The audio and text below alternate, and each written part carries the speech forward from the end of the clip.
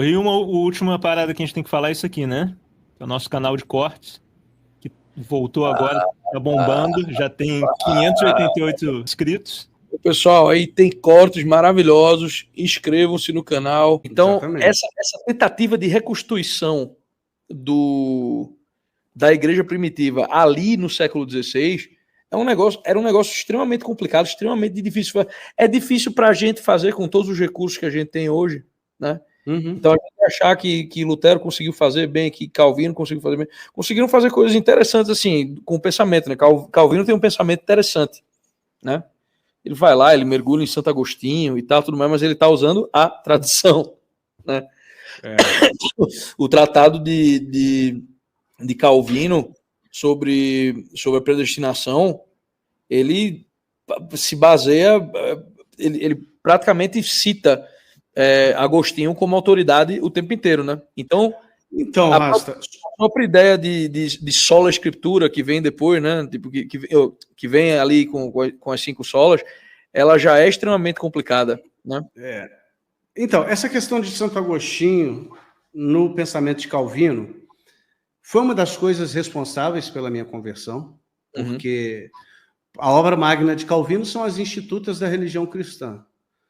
Se for somar, além das Institutas da religião cristã, com os comentários bíblicos de Agostinho, com os comentários bíblicos de Calvino, Calvino cita Santo Agostinho centenas de vezes, talvez milhares de vezes.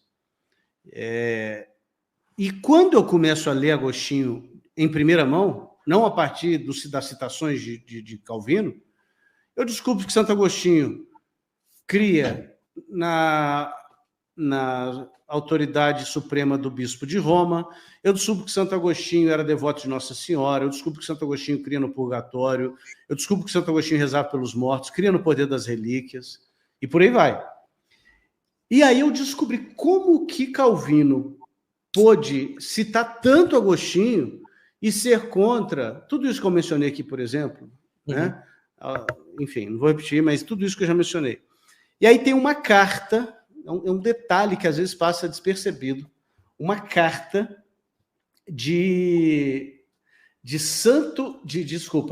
Calvino para o bispo Sadoleto. Deixa eu ver se eu acho essa carta aqui, porque vale muito a pena.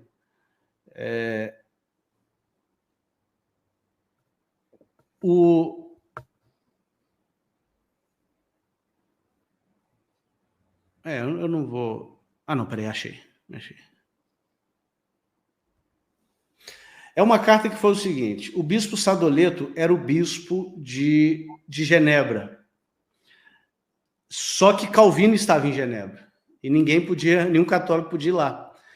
E quando Calvino foi exilado de Genebra pelos seus próprios genebrinos, o bispo Sadoleto manda uma carta para o conselho da cidade, chamando a cidade de volta para a fé católica. Inclusive uma carta muito gentil, uma carta muito caridosa. E nessa carta, ele diz o seguinte: vocês citam, né, tanto Santo Agostinho, vejam o que Santo Agostinho disse sobre isso, sobre aquilo. Ou seja, ele começou a usar Santo Agostinho para falar a favor da Igreja Católica, porque ele sabia que eles tinham estima por Santo Agostinho. E aí eles pedem, o pessoal de Genebra pedem para que Calvino responda essa carta. E olha só o que Calvino responde. Isso aqui é fundamental para qualquer católico e protestante entender o porquê disso, o porquê dos protestantes citarem a patrística e nem assim se renderem à verdade católica. Vou ler para vocês. Palavras de João Calvino. Embora sustentemos que somente a palavra de Deus está além da esfera do nosso julgamento, e que os pais da igreja e concílios têm autoridade apenas na medida em que estão de acordo com a regra da palavra, ainda damos aos concílios e aos pais tal classificação e honra que seja conveniente para eles. Olha que desculpa se tem algum protestante aí, mas olha que safadeza, gente. Ele está dizendo o seguinte: só a palavra de Deus está acima do nosso julgamento. Mentira, porque quando ele institui uma nova religião, ele está julgando a palavra de Deus. Mas nós consideramos os concílios e os pais da igreja em posição de honra, na medida em que estão de acordo com a palavra de Deus. Em outras palavras, ele está dizendo que ele concorda com Agostinho todas as vezes que Agostinho estiver de acordo com a Bíblia. Que ele concorda com as decisões do Concílio de Niceia, de Éfeso, de Constantinopla, todas as vezes que essas decisões estiverem de acordo com a Bíblia. A pergunta é: quem vai julgar se o que Agostinho escreveu está de acordo com a Bíblia ou não, cara pálida? É Sim. Você. Então, o que Calvino... Você que eu digo Calvino, né? Então, o que Calvino está dizendo é: eu concordo com Agostinho todas as vezes que ele concorda com a minha interpretação. Comigo. Comigo. Eu costumo dizer, Rasta, que não existe sola Escritura. Existe sola minha interpretação da Escritura. Sim. Isso Sim. é óbvio. Sim. Se existisse sola Escritura, todos os protestantes pensariam a mesma coisa. Sim. Pelo menos naquilo que é fundamental. Isso aí é óbvio. Se o Espírito Santo... Porque tem essa ideia, não. O Espírito Santo vai me guiar na interpretação. Exato. Se o Espírito Santo vai te levar a um acerto, que tanto de acerto discordante é esse, né? Pois é. O pessoal está perguntando aqui no chat por que minha mão está vermelha. Eu já expliquei, é corante alimentício. É corante. Está vermelho, está rosa, né? Manda mais um live aí, meu amigo. Tá. Desculpa. Pô, outra vez. Você ia falar alguma coisa, professor? Não, é porque tem uma pessoa que comentou aqui: o Eduardo está mentindo. Os judeus, eles são iconoclastas assim, não tem imagem coisa nenhuma. Então, faz favor, digita no Google Imagens Sinagoga de Dura, Europa. Sinagoga de Dura... Estou falando para quem está me chamando de mentiroso. Sinagoga de Dura, Europos. Uma sinagoga na Síria do século II. Já achou? Você consegue projetar aí? Consigo. Algumas imagens? Consigo. Aí o pessoal vai ver se os judeus são iconoclastas ou não. Uma sinagoga judaica. Opa!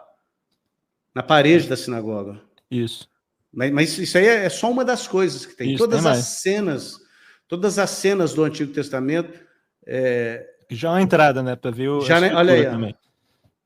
Então, nem os judeus são contra as imagens e os ícones, tanto que no Templo de Salomão, no livro de Reis, tem 2 querubins de 2,5 metros de altura por 2,5 metros de largura. Na Arca da Aliança tem 2 querubins. Então, quem é contra imagens são os muçulmanos. Os muçulmanos são tão contra imagens, e isso é problema deles, não estou falando que eles estão errados, não, isso é a fé deles, eles que se resolvam por lá. Mas os muçulmanos são tão contra imagens que quando eles fazem filme sobre a história de Maomé, o ator que interpreta Maomé só aparece de costas. Porque não pode aparecer o rosto dele. E aí a gente tem o concílio para lidar com os iconoclastas, e esse concílio, que acontece no século VIII, ele acontece justo depois do quê? Do surgimento dos muçulmanos, de Maomé e do islamismo. Então, foi fruto do intercâmbio entre islâmicos e cristãos que surgiu o movimento iconoclasta. Iconoclasta é quem odeia a imagem, tá, gente? Sim. Quem quer destruir as imagens. Estou falando para o povo que está nos assistindo. Então, a iconoclastia dentro do cristianismo é fruto de um intercâmbio cultural com os muçulmanos. Tanto que no século VII surge os muçulmanos, no século VIII a gente tem o concílio que tratou da iconoclastia. E o concílio decidiu, né, não tem problema fazer imagens.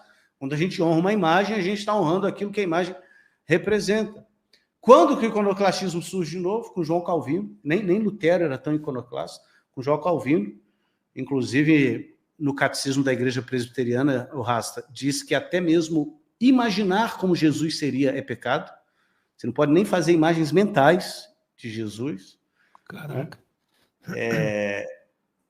E isso aí nada mais é do que... Ou seja, eles estão sendo muito mais muçulmanos do que cristãos ou até mesmo judeus, quando eles têm essa birra com os ícones e com as imagens.